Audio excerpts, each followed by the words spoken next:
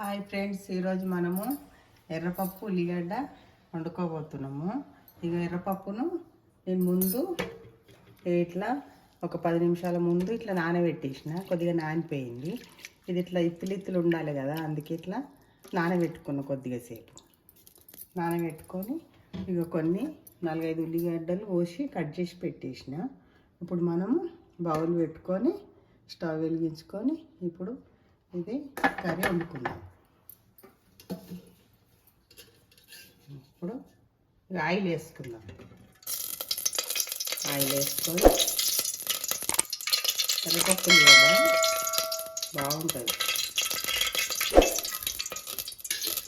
4 oil వేసుకున్నా.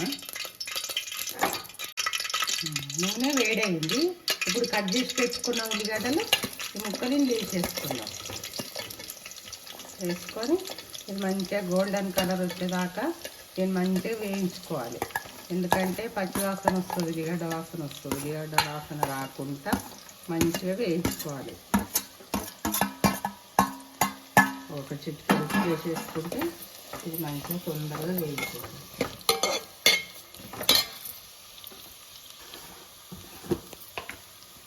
ఇట్లా కొద్దిగా వేసేసుకుంటే తొందరగా మగ్గిపోతుంది. కొద్దిగా వేగిన తర్వాత మనం అల్లం వెల్లుల్లి పేస్ట్, పసుపు అవి వేసేస్తాం.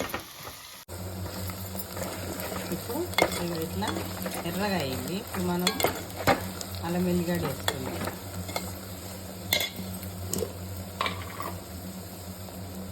అల్లం వెల్లిగడ్డ ఇట్లా దంచేసి పెట్టేసుకుందాం.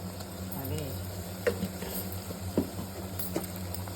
వేసుకొని కొద్దిగా పసుపు, ఇలా సరిపడ పసుపు,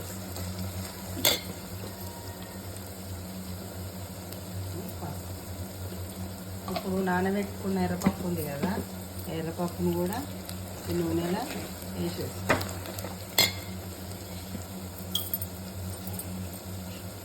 ఇట్లా నీళ్ళకి తీసుకుంటా కొంచెం కొంచెం వేసేస్తాం.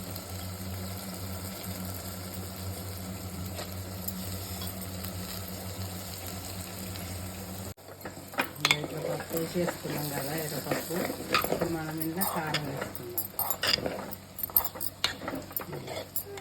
ఉడకంగానే ఎర్రపప్పు పోయి పచ్చపప్పు అయింది.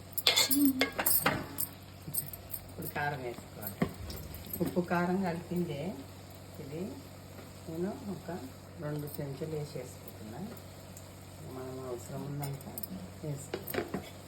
వేసుకొని కొద్దిగా వాటర్ వేసుకోవాలి. ఎందుకంటే కొద్దిగా పప్పు గట్టిగా అయిపోతుంది. ఇట్లా కొద్దిగా వాటర్ వేసుకుంటే పప్పు జర లూజ్ ఉంటుంది.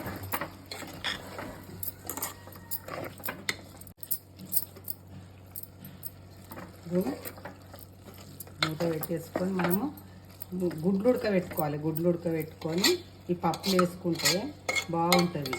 ఉడకబెట్టుకొని ఒక 2-3 వేసుకోవాలి.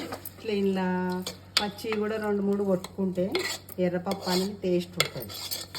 అట్లా వండుకోవాలి. మనం నార్మల్గా వండుకుంటాం కదా, ఇట్లా గుడ్లు వేసుకొని వండుకుంటే కూడా బాగుంటుంది. ఇప్పుడు మనము మూత తీసుకొని నేను ఒక 5-6 ఉడకబెట్టేసి పెట్టేసిన గుడ్లను. ఈ గుడ్లు మనం ఒక్కొక్కటి పప్పులు వేసేసుకోవాలి. పప్పులు వేసుకుంటే బాగుంటుంది. ఇవి కోడిగుడ్లు, నాటుకోడి గుడ్లు. మా ఇంట్లో కోళ్ళు ఉన్నాయి. ఆ కోళ్ళ గుడ్లే ఉడకబెట్టేసి వేస్తున్నా. అందుకే చిన్నగా ఉన్నాయి. ఏంటి బాబు ఇంత చిన్నగా ఉన్నాయి అనుకోకూడదు, ఇట్లా ఉన్నాయి. ఇక 2 గుడ్లేమో ఇక ఇట్లా తిప్పేసి పెట్టినా. ఇవి కూడా ఇట్లా మంచిగా సైడ్కి మెల్లగా వేసేసుకోవాలి. వేసుకుంటే బాగుంటుంది. ఇవి కొద్దిసేపు ఉడకాలి. ఉడికినాక మనము ఇట్లా తీర్ల మరలు చేసుకుందాం. ఇప్పుడు మూత పెట్టేసుకుందాం. ఇప్పుడు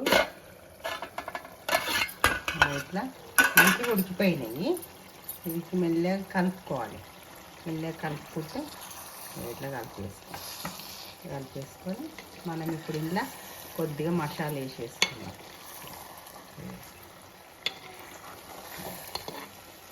పప్పు చూడు ఇట్లా మంచిగా, పప్పు కూడా మంచిగా ఉడికిపోయింది. ఇప్పుడు కొద్దిగా మనం అన్నీ కలిపేసి పెట్టేసుకున్న మిక్సీ పట్టేసి పెట్టుకున్నాం. కొద్దిగా షాజీర వేసేసుకున్నాం, ఎందుకంటే గుడ్లు వేసుకున్నాం కదా, షాజీర వేసేసుకుంటే బాగుంటుంది.